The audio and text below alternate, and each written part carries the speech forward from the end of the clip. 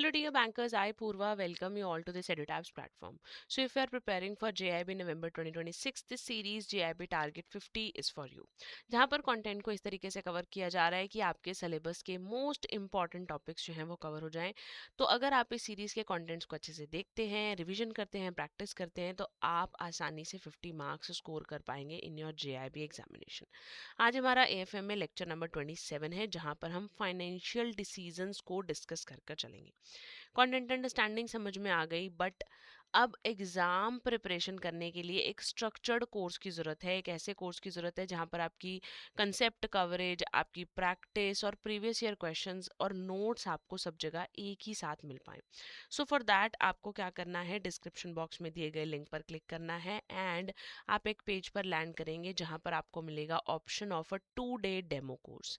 The master course, the full fledged course जो कि आपकी एक स्ट्रक्चर्ड प्रिपरेशन के लिए आपको हेल्प करता है, उस मास्टर कोर्स का आपको डेमो कोर्स मिल जाएगा for 2 days by just paying ₹1 की फी पेमेंट से आप उस कोर्स को 2 दिन के लिए एक्सेस कर सकते हैं, ताकि आपको एक इंसाइट मिल सके किस तरीके से वहाँ पर कंटेंट कवर किया जा रहा है, किस तरीके से वहाँ पर आपको मॉक टेस्ट वगैरह दिखेंगे, कैसे नोट्स यहाँ पर अवेलेबल होंगे, so that you can make a final decision of buying the master course, right. So master course और बाकी कोर्सेज के बारे में लेक्चर के एंड में डिस्कस करेंगे। अभी कंटिन्यू करते हैं हम अपने टॉपिक से, ठीक है ना। तो हमारा टॉपिक फाइनेंशियल डिसीजन से रिलेटेड है। अब बात करते हैं कि एक बिजनेस के अंदर फाइनेंशियल डिसीजंस कैसे लिए जाते हैं, ठीक है ना। तो एक फर्म है, एक फर्म को चलाने के लिए बहुत सारे फंड्स, बहुत सारे पैसों की ज़रूरत पड़ती है ना। तो जहाँ जहाँ से फर्म पैसा लेती है तो वो क्या हो जाएंगे, उसके लिए सोर्सेज ऑफ फंड्स, और उन फंड्स को यूटिलाइज किया जाता है at some other places known as the use of the fund.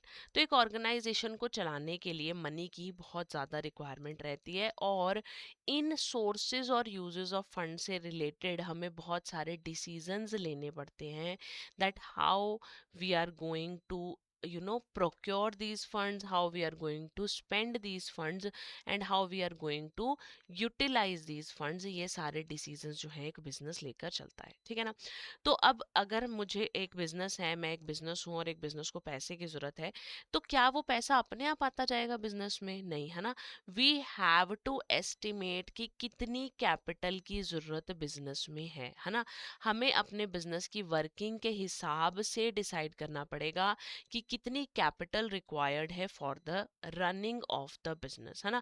अगर हम बहुत ज़्यादा कैपिटल प्रोक्योर कर लेंगे मार्केट से, मोर देन नीडेड, तो वहाँ पर भी हमारे लिए एक प्रॉब्लम आएगी कि हम उस अनयूटिलाइज्ड पोर्शन का क्या करेंगे, है ना। क्योंकि अगर मैं कैपिटल प्रोक्योर कर रही हूँ, कैपिटल प्रोक्योर कर सकती हूँ मैं in the form of equity, in the form of preference, in the form of debt, है ना। तो इन सब के ऊपर मुझे एक कॉस्ट भी बियर करनी पड़ती है। जो मेरे पास शेयर्स हैं उस केस में मुझे डिविडेंड देना पड़ता है, जो मेरे पास डेट है उस केस में मुझे इंटरेस्ट देना पड़ता है। तो मैं उतनी ही कैपिटल जो है बिजनेस के अंदर लेकर आऊंगी जितनी मुझे ज़रूरत है। एक्स्ट्रा आइडियल फंड्स जो हैं वो मेरे लिए नुकसानदायक हो सकते हैं। सो आई हैव टू एस्टिमेट कि मेरे बिजनेस में कितनी कैपिटल की ज़रूरत है, ठीक है। फिर कैपिटल अब रैंडमली तो आनी जाएगी, मुझे कैपिटल स्ट्रक्चर डिसाइड करना पड़ेगा, यानी मुझे ये डिसाइड करना पड़ेगा कि मेरे बिजनेस में कितना पैसा इक्विटी की फॉर्म में आएगा, कितना पैसा मेरे बिजनेस में डेट की फॉर्म में आएगा। अगर मैं सारा का सारा पैसा डेट की फॉर्म में ले लेती हूँ तो वो मेरे लिए एक फाइनेंशियल ऑब्लिगेशन बन जाएगी, और अगर मैं सारा का सारा पैसा इक्विटी की फॉर्म में ले लेती हूँ तो फिर मेरे को मेरे टैक्सेस वगैरह बढ़ जाते हैं। तो मुझे हर तरफ से देख कर, सोच कर एक प्लान बनाना पड़ेगा कि कितना पार्ट मेरे बिजनेस में इक्विटी का होना चाहिए और कितना पार्ट बिजनेस में डेट का होना चाहिए, राइट। फिर सोर्सेज की बात कर लो। अब कैपिटल स्ट्रक्चर में जब हमने डिसाइड किया तो हम पोर्शन की बात कर रहे हैं, portion of equity, portion of debt, है ना।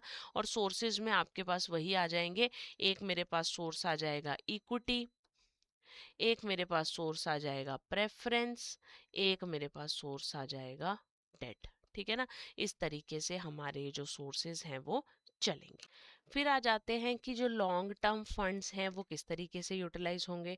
मतलब जो बिजनेस पैसा लॉन्ग टर्म के लिए एक्वायर करेगा, वो पैसा बिजनेस किस तरीके से यूटिलाइज करेगा, है ना। खाली पैसा लेकर आना is not a decision, we have to decide on कि कैसे उस मनी को स्पेंड किया जाएगा, ठीक है ना। फिर मर्जर और एक्विजिशन की बात आ जाती है, it also comes under the financial decisions, कि अगर मेरा बिजनेस उतना अच्छा नहीं चल रहा है एज आई एम एक्सपेक्टिंग, तो मैं अपने बिजनेस को किसी और बिजनेस में मर्ज करवा लूँ, या फिर मैं किसी और बिजनेस को अपने बिजनेस में मर्ज कर लूँ, यानी कि बिजनेस को एक्वायर कर लूँ, है ना। तो मर्जर और एक्विजिशन से रिलेटेड डिसीजंस भी फाइनेंशियल डिसीजंस का ही पार्ट होते हैं। जिस तरीके से लॉन्ग टर्म फंड्स के यूटिलाइजेशन का सोचना पड़ेगा, उसी तरीके से हमें शॉर्ट टर्म फंड्स के यूटिलाइजेशन का भी सोचना पड़ेगा, कि किस तरीके से कहाँ कहाँ पर आप जो है वो मनी स्पेंड कर सकते हो। लॉन्ग टर्म फंड्स को यूजुअली ये हम लेकर चलते हैं एक पैटर्न, कि जो लॉन्ग टर्म फंड्स हैं उन्हें यूटिलाइज किया जाए लॉन्ग टर्म एसेट्स को प्रोक्योर करने में, और शॉर्ट टर्म फंड्स को शॉर्ट टर्म एसेट्स को प्रोक्योर करने में यूज़ किया जाए। इसे हम एसेट लायबिलिटी मैचिंग भी बोलते हैं। इसका बेनिफिट क्या होता है? इसका बेनिफिट होता है कि अगर मैंने लॉन्ग टर्म फंड से लॉन्ग टर्म एसेट्स ही लिए हैं, तो लॉन्ग टर्म एसेट्स भी बिजनेस में लंबे टाइम तक रहने वाली हैं, है ना। वहीं पर शॉर्ट टर्म फंड से शॉर्ट टर्म एसेट लिया, तो शॉर्ट टर्म एसेट आपकी आफ्टर अ टाइम जो है it will be converted into cash, and that cash can be utilised to pay back the money to the short term funds, है ना। जो मेरे funds हैं उनको पैसा वापस किया जा सकता है। फिर फाइनेंशियल कंट्रोल जो है वो बिजनेस में फाइनेंशियल मैनेजर का अपने बिजनेस के फंड्स पर कंट्रोल जो है वो होना बहुत ज़्यादा ज़रूरी है। जो भी मनी हम प्रोक्योर कर रहे हैं, जो हम बार बार बात कर रहे हैं कि फंड्स को लेकर आना, फंड्स को स्पेंड करना, वो सब हमारे को अकॉर्डिंग टू द कंप्लायंसेस जो है वो फुलफिल करना पड़ेगा। और अब जब बिजनेस को फंक्शनिंग के बाद, रनिंग के बाद बिजनेस को प्रॉफिट्स होंगे, तो उन प्रॉफिट की डिस्ट्रीब्यूशन से रिलेटेड भी हमें डिविडेंड डिसीजन लेना पड़ेगा, कि जो वो प्रॉफिट हैं उनको हमें क्या करना है, क्या हमें उन्हें रिटेन करना है, या फिर हमें उन्हें डिस्ट्रीब्यूट कर देना है इन द फॉर्म ऑफ डिविडेंड, ठीक है ना। तो ये भी हमें डिसीजन लेकर चलना पड़ेगा कि प्रॉफिट्स को किस तरीके से सेटल किया जाएगा। क्लियर है? आगे बढ़ते हैं। क्या ऑब्जेक्टिव्स हैं फाइनेंशियल डिसीजन से रिलेटेड, कि आपके बिजनेस के अंदर लॉन्ग टर्म और शॉर्ट टर्म फंड्स जो हैं उनकी एक टाइमली सप्लाई बनी रहे, and that too at a reasonable cost. बहुत महंगा सोर्स अगर आप मार्केट से उठाते हो, तो वो आपके बिजनेस के लिए काफ़ी बड़ी एक फाइनेंशियल ऑब्लिगेशन बन जाता है। तो कॉस्टिंग को भी ध्यान में रखा जाता है वाइल प्रोक्योरिंग द सोर्सेज। जहाँ से भी पैसा आप ले रहे हो, इक्विटी से ले रहे हो, डेट से ले रहे हो, तो कॉस्ट भी देखी जाती है कि हमें उसकी कितनी कॉस्ट जो है वो फर्दर बियर करनी पड़ेगी। अब फंड्स खाली लेना इज नॉट अ पार्ट, हमें उन फंड्स का ऑप्टिमम यूटिलाइजेशन भी कर कर चलना पड़ेगा। हमें कैपिटल इन्वेस्टमेंट डिसीजंस जो हैं वो साउंड लेवल पर लेने पड़ेंगे। कहीं ना कहीं हमारा सेकेंड और थर्ड पॉइंट रिलेटेड हो जाएगा। फिर हमें ऑप्टिमम कैपिटल स्ट्रक्चर डिसाइड करना पड़ेगा कि मेरे बिजनेस में इक्विटी और डेट का कितना प्रोपोर्शन होगा, क्या मिक्स होगा इक्विटी और डेट का, ठीक है ना। बिजनेस के अंदर इक्विटी और डेट का कैसा मिक्स होगा ये हमें देखना पड़ेगा। फिर to ensure statutory and regulatory compliances, ये भी फॉलो हमें करना पड़ेगा, कि जो भी बिजनेस हमारा है वो जिस लॉ के अंडर वो बिजनेस बनाया गया है, उस लॉ से रिलेटेड स्टैट्यूटरी और जो भी रेगुलेटरी कंप्लायंसेस हैं, हमें उन्हें भी दिमाग में लेकर चलना पड़ेगा। फिर हमें ये देखना है कि शेयर होल्डर का भी फ़ायदा हो, ऑर्गेनाइजेशन का भी फ़ायदा हो, यानी this point is pointing towards the profits, है ना। कि जो प्रॉफिट्स हैं, प्रॉफिट से रिलेटेड जो हमें डिसीजन मेकिंग करनी है, उसके बारे में यहाँ बात किया जा रहा है। शेयर होल्डर के बेनिफिट यानी डिविडेंड डिस्ट्रीब्यूशन की बात की जा रही है, और ऑर्गेनाइजेशन बेनिफिट यानी या ऑर्गेनाइजेशन ऑब्जेक्टिव का मतलब है रिटेनिंग की बात की जा रही है, कि पैसे को रिटेन करो, फ्यूचर में ग्रोथ के लिए यूटिलाइज करो, और जो है शेयर होल्डर को डिविडेंड दो। इन दोनों में से हमें जो है एक ही डिसीजन लेना पड़ेगा, या हमें प्रोपोर्शनल डिसीजन लेना पड़ेगा। तो एक बैलेंस इन दोनों के बीच में बनाकर हमें चलना पड़ेगा, ठीक है ना। और साथ ही साथ appropriate financial risk management system जो है वो हमें मेंटेन कर कर बिजनेस में चलना पड़ेगा।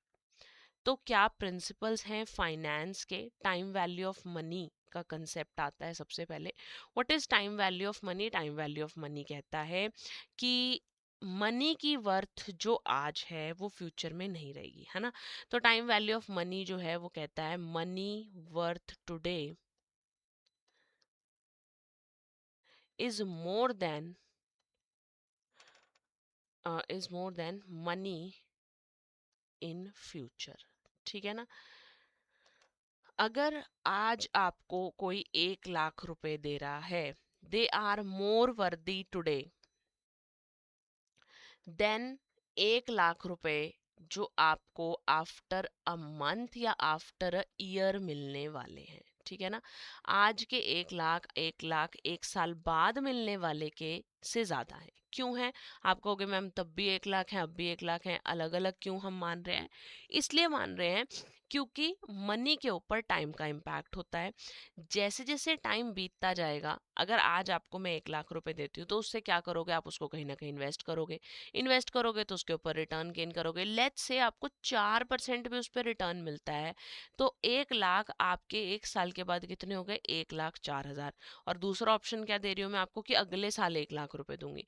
तो आज के 1 लाख रुपए ज्यादा हैं as compare to 1 lakh in future, because money के अंदर आपके पास जो है वो अर्निंग पोटेंशियल है, और इन्फ्लेशन का भी इम्पैक्ट जो है वो मनी के ऊपर आता है ना। तो अर्निंग पोटेंशियल होने की वजह से आज वाले पैसे की वर्थ ज़्यादा है। ठीक है। तो हमें जब भी हम फाइनेंसिंग करेंगे तो इन सब चीज़ों को हमें दिमाग में लेकर चलना है। सबसे पहले हमें टाइम वैल्यू ऑफ मनी को लेकर चलना है। नेक्स्ट है हमारे पास opportunity cost of money. Opportunity cost of money क्या है? Value of the next best alternative use of the money. आपके पास सपोजिंगली 1 लाख रुपीज हैं, या थोड़े ज़्यादा ले लेते हैं। मान लो आपके पास आज 10 लाख रुपए हैं। ठीक है ना। आपके पास दो ऑप्शन है, या तो आप 10 लाख रुपीज को इन्वेस्ट कर दो, और या आप इस 10 लाख रुपीज से कार खरीद लो। ठीक है ना। तो डिपेंडिंग अपॉन द यूज, है ना, opportunity cost of buying the car अगर मैं बात करूं, इज द इन्वेस्टमेंट रिटर्न जो आपको इस साल इन्वेस्ट करने पर मिल रहा है ना। अगर आप इन्वेस्ट कर रहे हो तो आपने इन्वेस्ट किया सपोजिंगली इसको 4% पर, तो आपके पास ये 10 लाख 40 हजार हो गए। ठीक है। और अगर आप इसकी जगह कार खरीद लेते हो तो वो आपके लिए क्या होगी? अपॉर्चुनिटी कॉस्ट ऑफ मनी होगी, कि जहां पर आप जो है कंपाउंडिंग को इग्नोर कर कर चल रहे हो, और कार तो आज 10 लाख की खरीदी, वो 1 साल बाद 10 लाख की नहीं रहेगी, है ना। तो time value of money, opportunity cost of money लगभग मिलते जुलते कंसेप्ट है। तो नेक्स्ट बात कर लेते हैं रिस्क एंड रिटर्न की। देखिए, जितना ज़्यादा आप रिस्क लेकर चलते हो उतने ज़्यादा आपको रिटर्न्स मिलते हैं। ठीक है ना। ये तो एक बिल्कुल एक आजमाई हुई बात कह लो है ना, कि जितने ज़्यादा रिस्की इन्वेस्टमेंट्स आप करते हो उतने हाई चांसेस होते हैं आपके पास रिटर्न के, और जितना कम रिस्क आप लेते हो उतने कम रिटर्न्स होते हैं। बट आपको अपने रिस्क एपेटाइट को भी देखना पड़ेगा। ऐसा नहीं है कि रिटर्न्स के चक्कर में आप बहुत ज़्यादा जो है रिस्की इन्वेस्टमेंट के अंदर इन्वेस्ट कर दो और आपके पैसे डूब जाए, है ना। तो रिटर्न्स जब मतलब जब भी हम कहीं पर भी मनी इन्वेस्टमेंट की बात करेंगे तो वहाँ पर हमें रिस्क को लेकर चलना पड़ता है, कि हमारा रिस्क एपेटाइट कितना है, और रिस्क एपेटाइट के हिसाब से ही मनी इन्वेस्ट की जाती है ना। ऐसे ही लिक्विडिटी और रिटर्न है, कि अगर आप एक ऐसी इन्वेस्टमेंट करते हो जहां पर you demand high liquidity. High liquidity का मतलब क्या होता है? कि आपका पैसा कैश में आसानी से कन्वर्ट हो जाए, तो उस केस में आपको जो रिटर्न्स हैं वो कंपैरेटिवली लोअर साइड पर मिलेंगे। और अगर आप ऐसी इन्वेस्टमेंट करते हो जहां पर लिक्विडिटी कम है, लिक्विडिटी कम है मतलब कैश कन्वर्टेबिलिटी थोड़ी सी मुश्किल है, तो आपको रिटर्न्स जो हैं वो ज़्यादा वहाँ पर मिलते हैं, है ना। जैसे आईपीओज में एक एसएमई कैटेगरी वाले आईपीओज होते हैं, है ना। उसमें एक तो बहुत ज़्यादा रिस्क होता है क्योंकि बहुत ज़्यादा मनी आपकी वहाँ पर इन्वेस्ट होती है, तो हाई रिस्क की वजह से हाई रिटर्न्स के चांसेस रहते हैं। आप उनका अगर जीएमपी वगैरह देखो तो वो काफ़ी अच्छा रहता है इन जनरल, है ना। फिर वहां पर एक दिक्कत आती है, वहां पर दिक्कत ये आती है लो लिक्विडिटी की। उनको कैश में कन्वर्ट करना भी बहुत मुश्किल हो जाता है ना। आपने एक बार वो ले लिए, मान लो आपको अलॉट भी हो गए, तो अलॉट होने के बाद उन्हें सेल करना थोड़ा सा मुश्किल हो जाता है, यानी उनकी लिक्विडिटी क्या है? उनकी लिक्विडिटी थोड़ी सी कम है, हाई रिस्क है, लिक्विडिटी कम है, इसलिए रिटर्न्स ऑटोमेटिकली आपके वहां पर हाई रहते हैं एसएमई कैटेगरी ऑफ आईपीओस में, है ना। फिर हमारे पास आ जाता है डाइवर्सिफिकेशन। डाइवर्सिफिकेशन क्या कहता है कि आप सारा सब चीज़ें मतलब सारी मनी एक ही जगह पर इन्वेस्ट मत करो। एक प्रोवर्ब है ना, don't put all your eggs in one basket. तो वही चीज़ है कि आप अलग अलग जगह पर इन्वेस्ट कर कर चलो। अगर एक ही टाइप की इन्वेस्टमेंट आप करते रहोगे और उसमें कोई रिस्क आ गया तो आपका सारा पैसा डूब जाएगा। So you have to diversify. आपको क्या करना है, अलग अलग जगह पर इन्वेस्ट कर कर चलना है। या अगर आप फंड्स भी प्रोक्योर करो तो अलग अलग एरिया से आप फंड्स प्रोक्योर कर कर चलो, ठीक है ना। Reducing the asset liability mismatch, अभी हमने प्रीवियसली भी डिस्कस किया था दैट लॉन्ग टर्म जो फंड्स हैं या लॉन्ग टर्म जो लाइबिलिटीज हैं, those should be utilise to procure the long term assets and the short term funds और short term liabilities should be use to procure the short term assets, ठीक है ना। ये हमारा मेन जो है फोकस इसके ऊपर रहता है, क्योंकि अगर मैं कोई भी लॉन्ग टर्म एसेट किसी शॉर्ट टर्म फंड से परचेज कर लेती हूँ, मैं कोई भी लॉन्ग टर्म एसेट किसी शॉर्ट टर्म फंड से प्रोक्योर कर लेती हूँ, तो वहाँ दिक्कत क्या आती है, वहाँ दिक्कत ये आती है कि शॉर्ट टर्म फंड्स मुझे थोड़े ही टाइम में वापस करने हैं, जनरली 1 ईयर में वापस करने होते हैं। लेकिन लॉन्ग टर्म एसेट मेरी 1 ईयर में कैश में कन्वर्ट नहीं होगी। तो इसलिए this mismatch needs to be reduced, this mismatch needs to be avoided।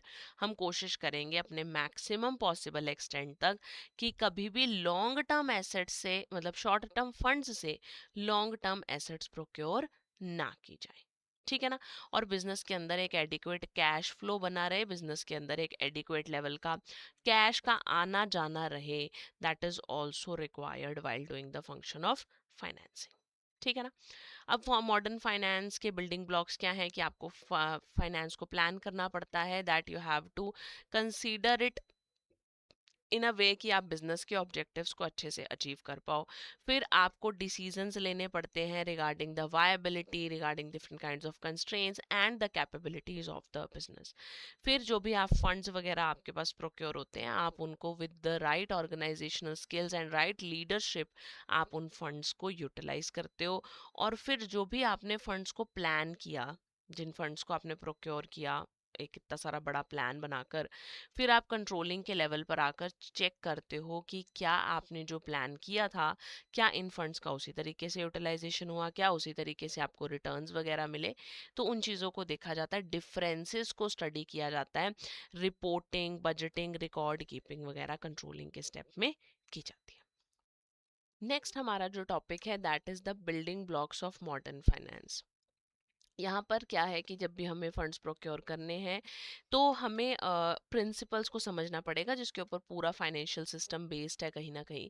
तो सबसे पहला हमारे पास क्या आ जाएगा, the first one would be the consistency. Consistency का मतलब क्या है कि जो भी फाइनेंशियल पॉलिसीज, जो भी अकाउंटिंग मेथड्स को हम फॉलो कर रहे हैं, अप्लाई कर रहे हैं, वो ईयर आफ्टर ईयर जो है उन्हें कंसिस्टेंट बेसिस पर आपको फॉलो करना पड़ेगा ताकि रिजल्ट्स को आप मीनिंगफुली कंपेयर कर सको, ठीक है ना। फिर उसके बाद आ जाता है अकाउंटेबिलिटी की, जो भी फाइनेंशियल रिसोर्सेज को हैंडल कर रहे हैं, है ना। क्योंकि देखो लालच और डिसऑनेस्टी बहुत जल्दी आ जाती है ह्यूमंस में, है ना। So whosoever is insured with the task of handling the financial resources, उसके पास डिसीजन मेकिंग पावर भी होनी चाहिए and he should be responsible for the decisions and for the questions of the stakeholders. कि जो भी पैसा business के अंदर है, जो भी फंड्स बिजनेस के अंदर है, वो फंड्स का प्रॉपर यूटिलाइजेशन हो, स्टेक होल्डर्स के बेस्ट इंटरेस्ट में उसका यूटिलाइजेशन हो, और जो भी डिसीजंस वो फाइनेंशियल मैनेजर्स ले रहे हैं उन डिसीजंस के लिए they will be held accountable कि जो भी डिसीजन मेकिंग उन्होंने की है ना। तो कहीं पर भी बायसनेस और इस टाइप की जो चीज़ें हैं, डिसऑनेस्टी वगैरह यहाँ पर नहीं होनी चाहिए। फिर जो हमारी फाइनेंशियल इंफॉर्मेशन है वो बिल्कुल क्लियर होनी चाहिए, ट्रांसपेरेंट हमारी फाइनेंशियल इंफॉर्मेशन होनी चाहिए। First of all it should be clear, then it should be complete, and ये जो हमारी फाइनेंशियल इंफॉर्मेशन है ये हमारी इजीली अंडरस्टैंडेबल भी होनी चाहिए, है ना, ताकि जो हमारे पास बिजनेस के अलग अलग स्टेक होल्डर्स हैं, they are easily able to understand कि किस तरीके से फंड्स का यूटिलाइजेशन हुआ और कहाँ कहाँ पर फंड्स जो हैं वो लिए गए हैं, तो ताकि डिसीजंस जो हैं वो काफ़ी इन्फॉर्म्ड लेवल पर एग्जिस्ट करें। फिर हमारे पास आ जाती है वायबिलिटी। वायबिलिटी क्या कहती है? वायबिलिटी क्या कहती है कि जो भी फाइनेंशियल डिसीजंस लिए जा रहे हैं वो बिजनेस के लॉन्ग टर्म सर्वाइवल और बिजनेस की प्रॉफिटेबिलिटी को कंसीडर कर कर लेने चाहिए, कि बिजनेस लॉन्ग टर्म में सर्वाइव कर पाए और बिजनेस की प्रॉफिटेबिलिटी जो है वो टाइम टू टाइम इंक्रीज हो। That is the another principle of financing. फिर इंटेग्रिटी की जो भी फाइनेंशियल, जो भी हमारे बिजनेस की ऑनेस्टी है, एथिकल कंडक्ट्स हैं, वो एसेंशियल हैं, तभी उसी ऑनेस्टी को और एथिकल कंडक्ट्स को दिमाग में रख कर ही आपको फाइनेंशियल डिसीजंस जो हैं वो लेने हैं, जैसा अभी हमने अकाउंटेबिलिटी में भी बात की। फिर जो बिजनेस की मैनेजमेंट है वो बिजनेस के फंड्स का प्रॉपर प्लान करेगी कि किस तरीके से उन फंड्स को यूटिलाइज करना है, और फिर बाद में प्लान्स के जब प्लान्स इम्प्लीमेंट किए जाएंगे तो एफिशिएंट एक कंट्रोलिंग भी होनी चाहिए टू चेक कि क्या बिजनेस जो है वो अपने फंड्स को ठीक से यूटिलाइज कर रहा है या नहीं कर रहा, और जो भी स्टैंडर्डाइज अकाउंटिंग रूल्स हैं वो फॉलो किए जाने चाहिए to ensure uniformity, comparability and the reliability of the financial statements. ठीक है ना, तो बेसिक बेसिक से यहाँ पर हमने कुछ मॉडर्न फाइनेंस को लेकर प्रिंसिपल्स जो हैं वो हमने यहाँ पर डिस्कस किए हैं। Next is the risk return trade off. अभी हमने पहले भी बात की थी कि जितना ज़्यादा आप रिस्क लेते हो usually there are more the returns you will get, and जितना कम आप रिस्क लेना चाहते हो तो उतने कम रिटर्न्स आपको मिलते हैं। अगर मुझे रिक्वायर्ड रेट ऑफ रिटर्न निकालना हो, it is always risk free return along with the risk premium. आने वाले चैप्टर्स में हम इसे डिस्कस डिटेल में करेंगे, बट अभी के लिए आपको ये समझना है हाई रिस्क तो हाई रिटर्न्स, लो रिस्क तो लो रिटर्न्स। ठीक है ना। फिर फाइनेंशियल मैनेजर का रोल क्या है? प्रोजेक्ट को सिलेक्ट करने में फाइनेंशियल मैनेजर का बहुत बड़ा कंट्रीब्यूशन आता है। देखो, एक बिजनेस के अंदर मल्टीपल प्रोजेक्ट जो हैं उनके ऑप्शंस आते हैं, मल्टीपल चॉइसेस आती हैं, तो फाइनेंशियल मैनेजर जो है अलग अलग टाइप के एनालिसिस कर कर, जैसे एनपीवी एनालिसिस, आईआरआर की हेल्प से एनालिसिस कर कर, या पे बैक पीरियड वगैरह टाइप के एनालिसिस कर कर जो है फाइनेंशियल मैनेजर डिसीजन लेता है that which project should be selected, है ना। यही जो हमारे एनपीवी, आईआरआर, पेबैक वगैरह ये हमारे इसी मॉड्यूल सी में आगे हम लोग कवर करेंगे। तो प्रोजेक्ट सिलेक्शन को लेकर फाइनेंशियल मैनेजर जो है उससे बहुत सारे कैलकुलेशंस करनी पड़ती हैं to find a suitable project for the business. फिर डेट और इक्विटी कैसे रेज करना है वो भी आपका फाइनेंशियल मैनेजर ही डिसाइड करता है, किस तरीके से फंड्स को प्रोक्योर किया जाएगा, कितना इंटरेस्ट देना है डेट के ऊपर, क्योंकि इंटरेस्ट देते हुए आप ये देखोगे कि आपके कॉम्पिटिटर्स क्या रेट ऑफ इंटरेस्ट दे रहे हैं, मार्केट में क्या रेट ऑफ इंटरेस्ट चल रहा है, और उसके हिसाब से ही आप डेट के ऊपर रेट ऑफ इंटरेस्ट दोगे। अगर आप मार्केट रेट से बहुत कम या बहुत ज़्यादा दोगे तो इन्वेस्टर आपकी तरफ अट्रैक्ट नहीं होगा। फिर फॉरेक्स मैनेजमेंट, यानी जो फॉरेन एक्सचेंज है उनके फंड्स को मैनेज करने का टास्क भी किसका है? फाइनेंशियल मैनेजर का है। बिजनेस में जितने भी टेक्नोलॉजिकल चेंजेस आ रहे हैं उसकी आने की वजह से जो है बिजनेस के एसेट्स के ऊपर बहुत ज़्यादा फर्क पड़ता है, बिजनेस को अपडेट करना पड़ेगा अपनी एसेट्स वगैरह को, वहाँ अगेन पैसे की यूटिलाइजेशन होगी, तो अगेन जो है फाइनेंशियल मैनेजर का रोल आएगा। इन्वेस्टर्स को टाइमली जो है इंफॉर्मेशन हमें कम्युनिकेट करनी पड़ेगी about the use of the funds, किस तरीके से फंड्स जो हैं वो बिजनेस में हम यूज़ कर रहे हैं। एक फाइनेंशियल मैनेजर एक ट्रेजरी की तरह, एक ट्रेजरार की तरह जो है वो काम करेगा, कि वो जो भी बिजनेस के फंड्स हैं उनको इस तरीके से यूटिलाइज करेगा as if is they are his own personal funds. मतलब जितनी केयर से हर कोई अपना पैसा खर्च करता है, एक फाइनेंशियल मैनेजर बिजनेस के पैसों को उसी तरीके से जो है खर्च कर कर चलेगा। फियरलेस स्पेंडिंग जो है वो फाइनेंशियल मैनेजर नहीं करेगा। और जो है रेटिंग एजेंसीज के साथ डील करना, कि आपका बिजनेस जो है उसकी रेटिंग लेवल्स मेंटेन रहें, उसके रेटिंग लेवल्स जो हैं वो गिरे नहीं, वो भी फाइनेंशियल मैनेजर का ही काम रहता है। So that was all about today's lecture, और आप इस शीट को यूटिलाइज कर सकते हो to revise the current topic. अभी हम क्वेश्चंस कर लेते हैं। Which of the following would most likely reduce the asset liability mismatch? Financing long term assets through short term borrowing entirely, ये तो बहुत ही गलत है, ये तो मिसमैच है। Financing fixed assets using long term funds, ये बिल्कुल ठीक है। Holding assets in cash and paying higher dividends every year, ये एसेट लायबिलिटी मिसमैच से रिलेटेड नहीं है, यानी ऑप्शन बी मेरा करेक्ट आंसर रहेगा। Question number 2, a company decides to invest all its available funds in a single real estate project because it offers attractive returns. Which principle of finance has been ignored? कि business ने एक ही जगह पर सारा पैसा लगा दिया क्योंकि वहां से अट्रैक्टिव रिटर्न आ रहे थे, तो डाइवर्सिफिकेशन का प्रिंसिपल जो है वो यहाँ पर इग्नोर किया गया। Question number 3, a company is evaluating two projects. Project A जहां से स्टेबल एनुअल कैश फ्लोज आ रहे हैं लेकिन रिस्क कम है, प्रोजेक्ट बी जहां से आपको हाई एक्सपेक्टेड रिटर्न्स आ रहे हैं और वहां पर अनसर्टेनिटी भी ज़्यादा है। मैनेजमेंट ने चूज किया प्रोजेक्ट ए ताकि स्टेबिलिटी और प्रिडिक्टेबल रिटर्न्स जो है वो इंश्योर्ड रहे। ये डिसीजन किस चीज़ का डिसीजन है? तो ये रिस्क रिटर्न ट्रेड ऑफ से रिलेटेड आपका डिसीजन जो है वो रहेगा। ठीक है ना? अब हम बात कर लेते हैं कुछ स्ट्रक्चर्ड प्रिपरेशन कोर्सेज की। तो उसके लिए आपको क्या करना है, एडुटैप की वेबसाइट पर जाना है और आप वहाँ JIB में जब कोर्सेज सेक्शन में जाएंगे और JIB पर क्लिक करेंगे तो आपके सामने ये वाली शीट विजिबल होगी, है ना? तो let's talk about the complete full package course, the master course. One stop solution course है हमारे पास मास्टर कोर्स, जहां पर आप एक ही जगह पर सारी तैयारी पक्के वाली जो है वो कर सकते हो। मास्टर कोर्स एक ऐसा कोर्स है जहां पर आपको डिटेल में कंसेप्ट क्लासेस मिलेंगी, यानी आपके सिलेबस का हर एक टॉपिक जो है वो डिटेल में यहाँ पर कवर अप करवाया जाएगा। 15-20 मिनट्स के लेक्चर्स रहेंगे, शॉर्ट शॉर्ट टॉपिक्स आपको कवर करवाए जा रहे हैं यहाँ पर, ताकि आप अपने शेड्यूल के साथ साथ उसे मैनेज कर पाएँ। ठीक है ना? तो कंसेप्ट क्लासेस मिलेंगी डिटेल लेवल पर, फिर आपको यहाँ लाइव क्रैश कोर्स वाली लाइव क्लासेस भी मिल जाएंगी, कंसेप्ट नोट्स मिल जाएंगे जो कि IIBF की मैकमिलन बुक के हिसाब से अलाइन कर कर कंसाइज्ड लेवल पर आपके हिसाब से बनाए गए हैं। Then solve previous year question chapter wise और फुल लेंथ मॉक टेस्ट, यानी आपकी कंटेंट प्रिपरेशन भी हो गई, आपको नोट्स भी मिल गए और आपकी प्रैक्टिस भी होगी, सब कुछ एक ही जगह पर हो जाएगा, है ना? तो चारों सब्जेक्ट के लिए आप ये कंप्लीट मास्टर कोर्स ले सकते हैं और इंडिविजुअल सब्जेक्ट की प्रिपरेशन के लिए आप सब्जेक्ट स्पेसिफिक मास्टर कोर्स भी ले सकते हैं, for AFM, for RBWM, for IIFS and for PPB। इसके अलावा जो हमने स्टार्टिंग में बात की थी कि मास्टर कोर्स का डेमो मिल रहा है, तो वो 2 डे के लिए डेमो कोर्स आपको मिल जाएगा, 1 रुपी फी पे कर कर आपको मास्टर कोर्स का एक इनसाइट मिल जाएगा, सब कुछ समझ में आ जाएगा और फिर आप मास्टर कोर्स परचेज करने का फाइनल डिसीजन जो है वो ले सकते हैं। ठीक है?